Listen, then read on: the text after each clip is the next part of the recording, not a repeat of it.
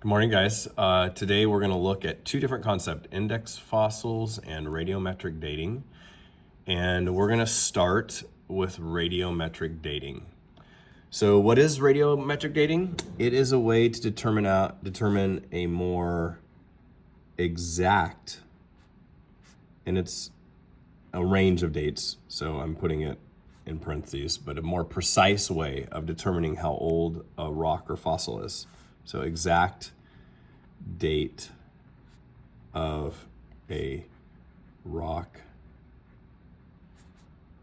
or fossil. So we got old man Settle that lived in caveman days, and he died and time went by, and we're going to pretend that you dig up old man Settle sometime in the future and you want to know how long ago he died. This is a way of determining that.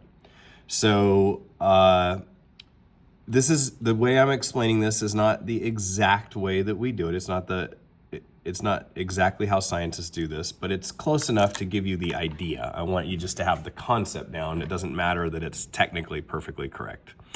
So let's say old man Settle kicks the bucket. He got in a wing foil accident, skateboard accident when he was flying around the room or something like that. And he kicked the bucket.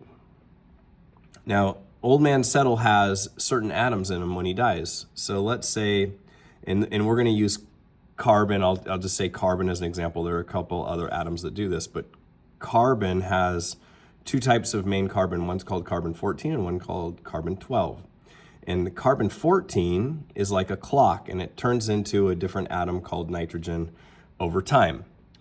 Again, the technicalities don't matter. What does matter is that you understand that when I die, I have 100% of all of those atoms in me. So I have 100% of all that existed at that time are in my body when I die. And what happens is over time, those carbon 14 atoms turn into nitrogen. And so it turns out that it takes about 5,000 years for half of it to do that. Doesn't matter how much you start with, it's always about 5,000 years. It's called a half-life. So it's about 5,000 years. I'll write half-life here. For carbon 14 to turn into, for half of the carbon 14 to turn into nitrogen. So if I had been buried for 5,000 years and you came and did a sample of my tissue, you would find that I only have 50% of that. I'm going to draw a little line here that represents the 50% that I have. So you would have 50% of the original carbon 14, and you could figure out that I had died 5,000 years ago. Well, let's say another 5,000 years passes. You're going to have half of that. What is half of 50%? Yep, you got it right, people. 25%. So if I got dug up here, I would only have 25% of my original carbon 14. Okay? And that would represent another 5,000 years. Now, let's say another 5,000 years goes by. I would only have, what's half of 25%?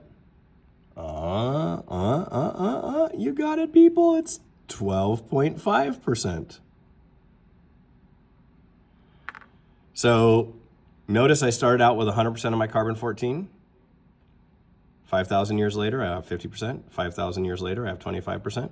5,000 years later, I have 12.5%. So now let's say again, you dig me up right here. You send a sample of my remains to a lab and they say, hey, you only have 12.5% of the original carbon 14 that was there when you died. So what scientists do is they work backwards.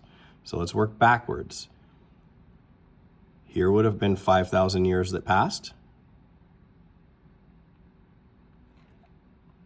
Here would be another 5,000 years that passed. So I would go 12.5 to 25 to 50. And to get all of my carbon that I originally died with, another 5,000 years would have passed. And you would literally just add those up,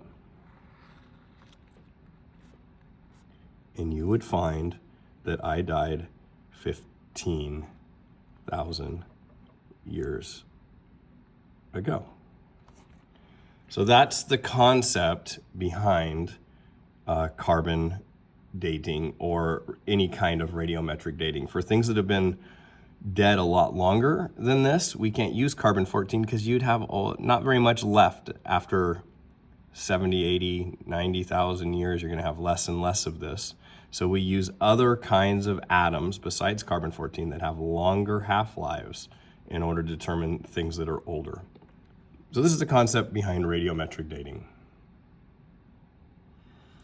Okay, we're going to move on to index fossils and how we use those. It's a quick way of figuring out if you uncovered some rocks. Outcrops means different areas of rocks. If you uncovered some rocks and you find certain kinds of fossils, it allows us to figure out how long ago something died or the age of those rocks without always sending something to a lab to do radiometric dating.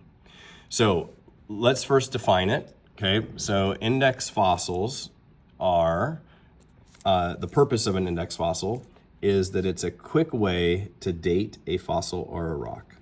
Quick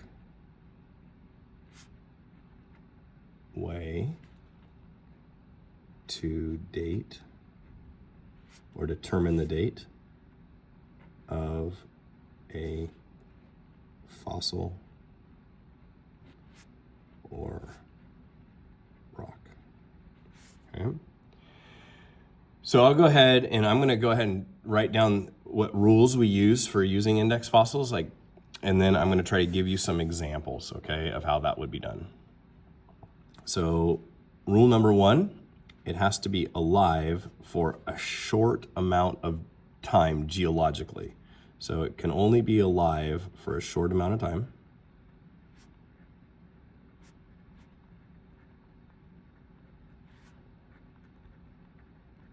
Alive for a short time. There needs to be a lot of them, so abundant.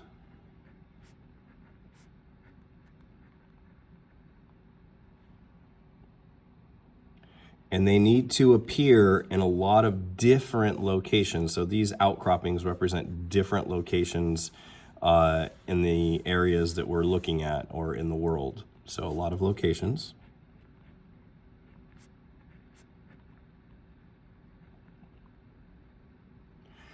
And they need to be easy to identify. So a geologist that dug up a rock should be able to easily spot an index fossil. It can't be too vague. It has to be easy to see, okay? Easy to ID.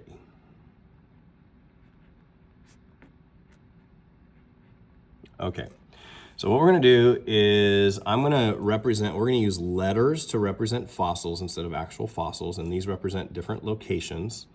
And one of these is going to be what's called an index fossil, okay? And the rest will not. And then we'll use the rules to see if we can figure out why, okay? So let's say that we have maybe in Ashland, Oregon, we'll just say Ashland, we dig up these rocks here in this outcrop. And we find that we have a bunch of these Y fossils. So again, letters are just going to represent a specific kind of fossil. And remember, these are layers of rock, so this represents time, okay? We can already determine that this is not a good index fossil. Can you figure out why? Maybe pause the video and see if you can figure out why that would be. Well, it turns out there are a lot of them, it seems like, but the problem is they lived for a long period of time. Remember, this represents time, so they lived for too long. It won't work, okay? An index fossil has to only be alive for a short period of time, okay? So let's add another fossil here, okay? And remember, these are old fossils down here, and these are young fossils at the top. So let's go over here and let's add another fossil. Let's say we have a Z here.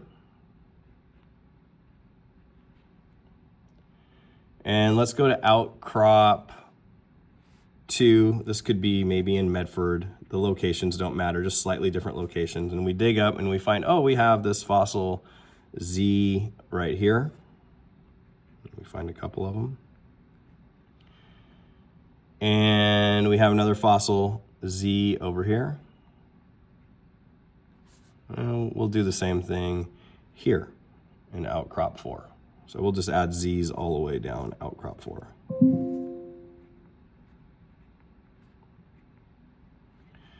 Okay, we got a similar problem here, people. My Z fossils, they're easy to identify, but again, it seems like they live for a very long period of time. And they are also found in a lot of different locations. So that part meets the criteria, but they just live for too long, okay? All right, let's go on to another fossil. Let's just put an X right here. Would that make a good index fossil? It's the only one. Are they found in a lot of locations? Are there a lot of them? No. It is alive for, it seems like, a short period of time, but it doesn't meet these 2 criteria. Okay. So what is a good index fossil? So now I'm gonna use red to show my index fossil just so it's easier to see. So I have an I, and I'm gonna use I for index. I, do 3 of them there. We'll do another I right here, okay? So now let's look at this. I'm eventually gonna add one right here, but I'm gonna wait. So now let's look at the criteria. Alive for a short period of time. Yep, only alive for a short period of time. So check, that works good. A lot of them. It does seem to be a lot of them. We'll add one more here just for fun. So there seems to be plentiful. Yep. A lot of locations. Outcrop A, 2, or 1, 2, and 3. Yep, lots of locations. And easy to identify. Yes, it is.